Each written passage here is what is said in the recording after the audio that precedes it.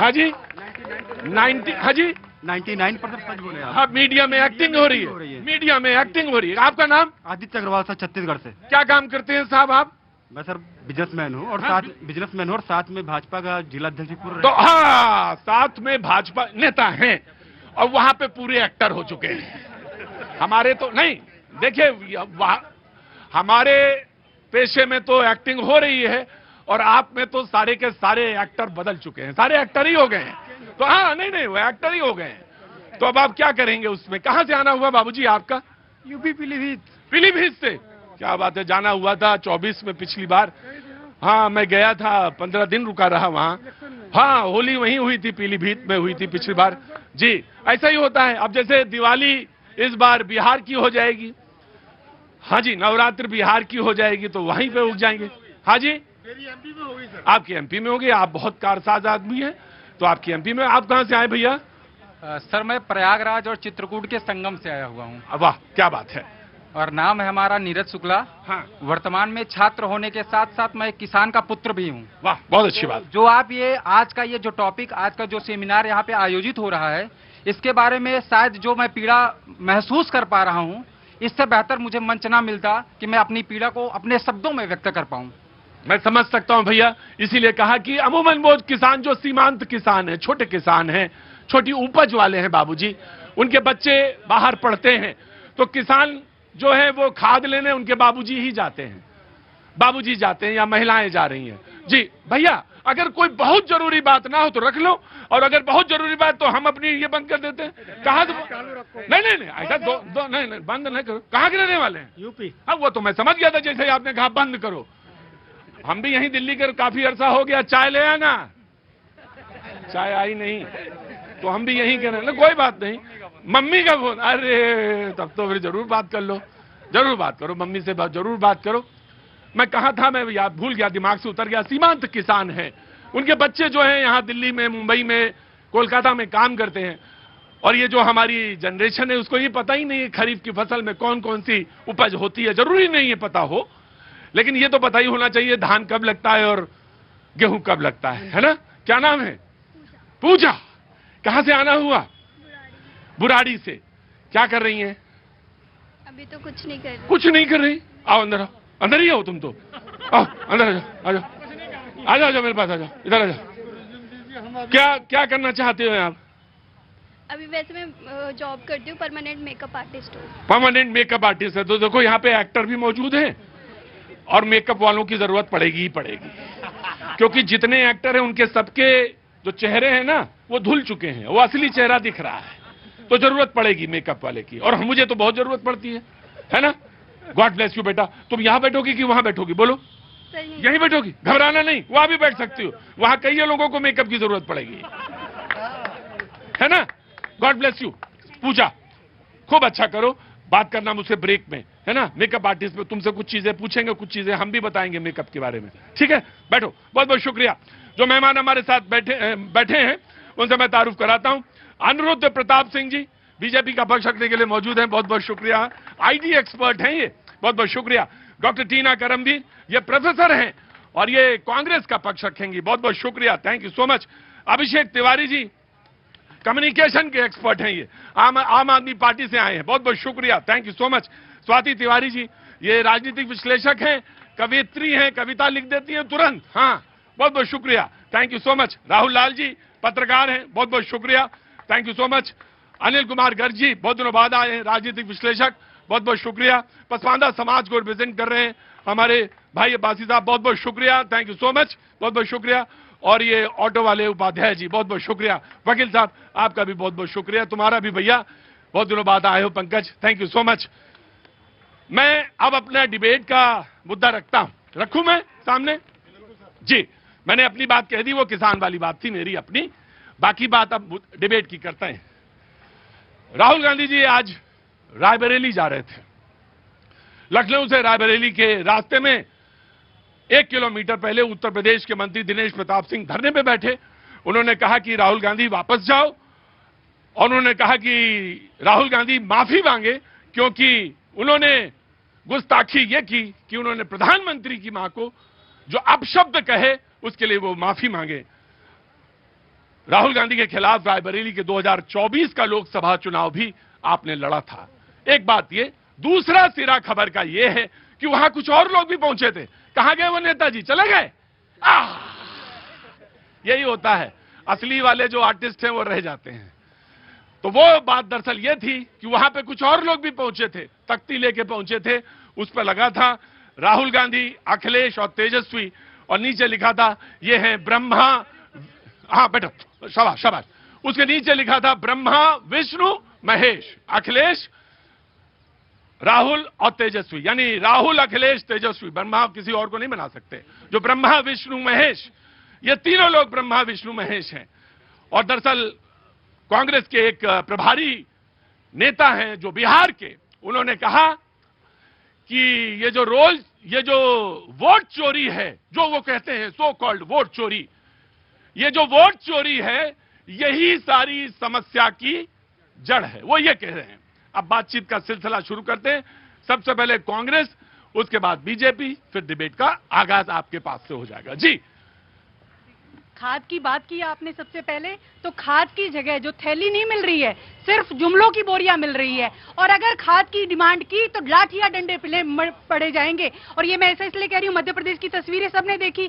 अच्छा, आज मुद्दे की बात करते हैं। जिस तरीके से वोट चोरी जो है वो जन जन का मुद्दा कैसे बन गया है, और इसका ध्यान भटकाने की कोशिश की जा रही है।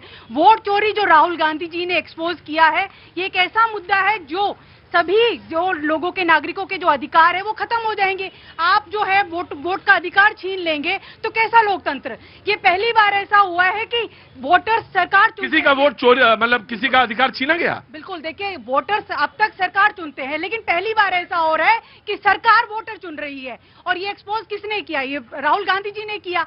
और हम तो कह रहे हैं, हम तो सुप्रीम कोर्ट का आभारी है कि जिस तरीके से, हम तो कहेंगे सांप तो मर गया लेकिन डंक कभी भी बाकी है, क्योंकि हम ये मुद्दा जन जन तक पहुंचाएंगे कि किस तरीके से आपके हक की मारी की जा रही है, हक मारी की जा रही है और आपके अधिकारों को छीना जा रहा है। भाई देखिए, एक बात है, अगर आपको ये समस्या है, जी नमस्ते, तो आपको चुनाव जीतना पड़ेगा, रोना नहीं रोना पड़ेगा। आप चुनाव जीतिए, रोना रोते रहेंगे तो तमाम सारी बातें आएंगी। The BJP will respond and the debate. हाँ, मैं डिबेट का शुरुआत करता हूं। जी देखिए, कल वाइस प्रेसिडेंट का चुनाव हुआ। उपराष्ट्रपति कैंडिडेट इनके सुदर्शन रेड्डी जी चुनाव हार जाते हैं। राहुल गांधी जी वो नहीं पता कर पाते कि इनके कितने सांसदों ने क्रॉस वोटिंग किया।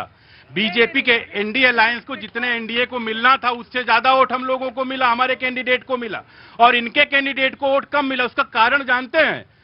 भारतीय जनता पार्टी एनडीए चाहे पूर्व न्यायाधीश हो चाहे वर्तमान न्यायाधीश, सबका सम्मान करती है, लेकिन जब वोट मांगने जाते हैं वो एक कन्विक्टेड के साथ खड़े होते हैं, लालू प्रसाद यादव के साथ में, और लोकतंत्र की रक्षा की बात करते हैं। और कांग्रेस के नेता राहुल गांधी कहते हैं अपने सांसदों से अंतरात्मा की आवाज पे वोट करना। उनके सांसद समझ गए अंतरात्मा की आवाज पे वोट करना यानी कि एनडीए अलायंस के जो कैंडिडेट हैं उनको वोट करना। तो अंतरात्मा की आवाज से इनके यहां वोट चोरी होती चली जा रही है।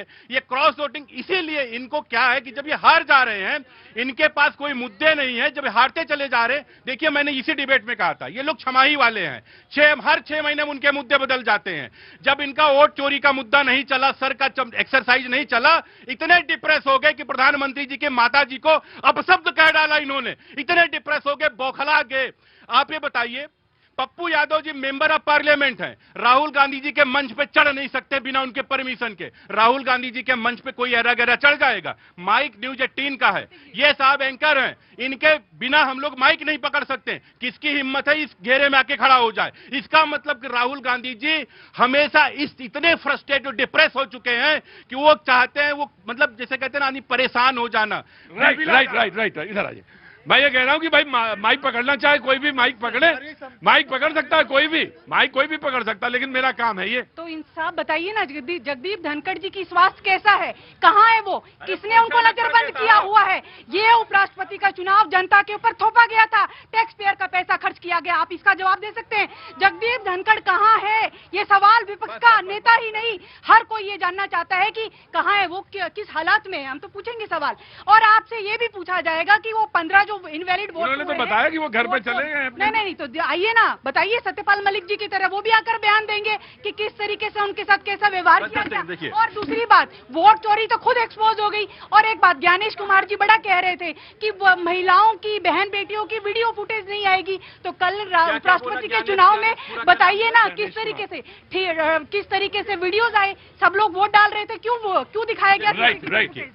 देखिए, इन्हीं धनखड़ साहब को ये लोग खूब गरियाते थे, खूब गाली देते थे। और आज जो धनखड़ जी डट लगा रहे हैं। और रहेगी किसानों की बात, इनके अध्यक्ष मल्लिकार्जुन खड़गे के पास किसान मिलने गए, कहे साहब हमारी क्रॉप खराब हो गई, 1 एकड़ 2 एकड़ 4 एकड़। उसके बाद उन्होंने कहा अरे तुम 4 एकड़ के पीछे पड़े हो, 2 एकड़, हमारी पूरी क्रॉप खराब, मेरी पूरी क्रॉप खराब हो गई। मैं समझ सकता हूं कांग्रेस का दर्द, कांग्रेस की फसल ही खराब हो गई तो बीज कहां से होगा वहां पे। ये दर्द मैं मल्लिकार्जुन खड़गे को समझ सकता हूं, लोग यहाँ जो खड़े हो सब समझ रहे हैं। ये चालाकी नहीं चलेगी, सत्ता में तो आप बैठे हैं, सत्ता में आप बैठे हैं।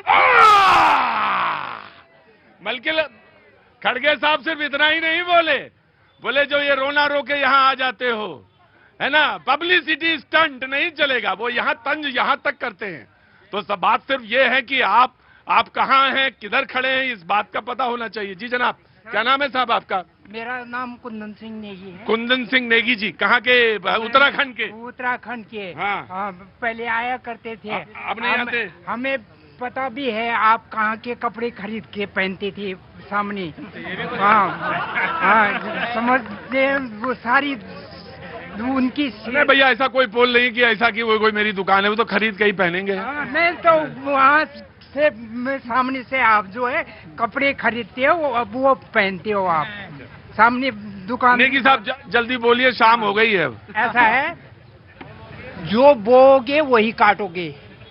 ये गाली का जो कह रहे हैं ना, ये गाली देते हैं प्रधानमंत्री की। प्रधानमंत्री ने कितनी गाली दी? ओ दीदी, शुरुआत प्रधानमंत्री ने करी। ओ दीदी 50 करोड़ की गर्लफ्रेंड सोनिया गांधी को कितनी गाली दी? मौत जी हाँ, इन्होंने कहा ओ दीदी का मतलब सम्मान है। दीदी बोल करके किसी नेता को जो है सम्मान देना, 1 मिनट, और सम्मान किया उन्होंने। नहीं, मैं ये कह रहे हैं, अरे आप ये कह रहे हैं कि ओ दीदी। सुनो नेगी साहब आप बोलने के लिए पूरा अख्तियार है। ये कह रहे हैं ओ दीदी, लेकिन जो वहां गाली दी गई, क्या नेगी साहब वाली गाली दे पाओगे यहाँ पे? दे के दिखाओ। 1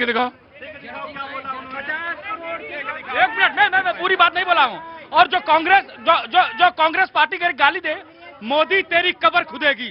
भारत के प्रधानमंत्री को इस देश के विपक्ष के नेता बोलते हैं मोदी तेरी कब्र खुदेगी। बताइए देशवासियों, ये कौन सा खेल खेल रहे हैं इस देश में?